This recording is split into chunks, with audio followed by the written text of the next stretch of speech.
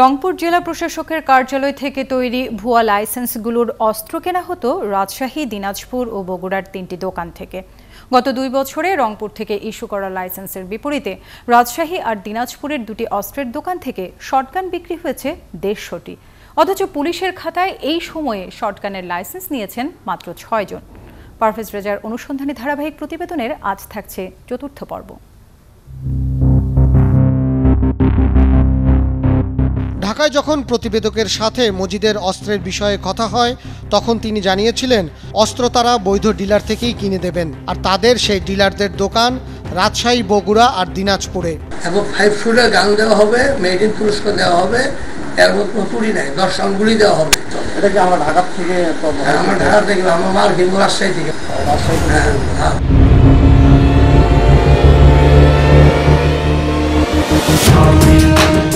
রাজশাহীর বৈধ অস্ত্রের দোকান eastern technical works and arms.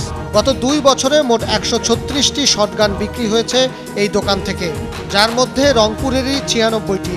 রংপুরে ওই যে শামসুল সাহেব আছে, ওনাকে ফোন করলে উনি বলে দেয় যে এখান থেকে গেল। শামসুল বলে দেয় না? যদি এটা যদি ভুয়ায় প্রমাণিত হয় তাহলে দোষটা কার? এটা কি আমার নাকি যারা লাইসেন্সটা তৈরি করলো ভুয়া তাদের? দিনাজপুরের মেসার্স মাহবুব আর্মসের মালিক জানালেন, তিনি গত 1 বছরে 71টি শটগান বিক্রি করেছেন। এর মধ্যে 60টির লাইসেন্সই রংপুর থেকে ইস্যু করা। আমার ভাই 2-3 বছর সবচেয়ে বেশি গ্রাহক রংপুর। হ্যাঁ, রংপুর। মজিদ আসে না বিভিন্ন সময় আসে,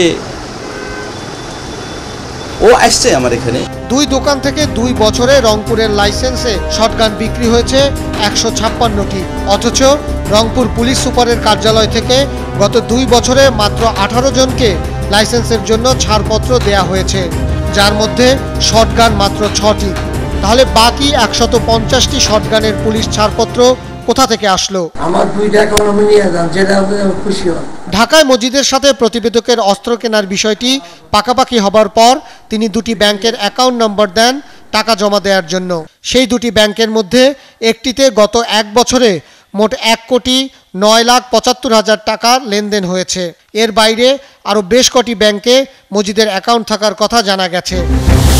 মাত্র 25,000 টাকা বেতনে চাকরি করেন অফিস সহকারী শামসুল। অথচ রংপুরের তার এই বাড়ি বলে ভিন্ন কথা।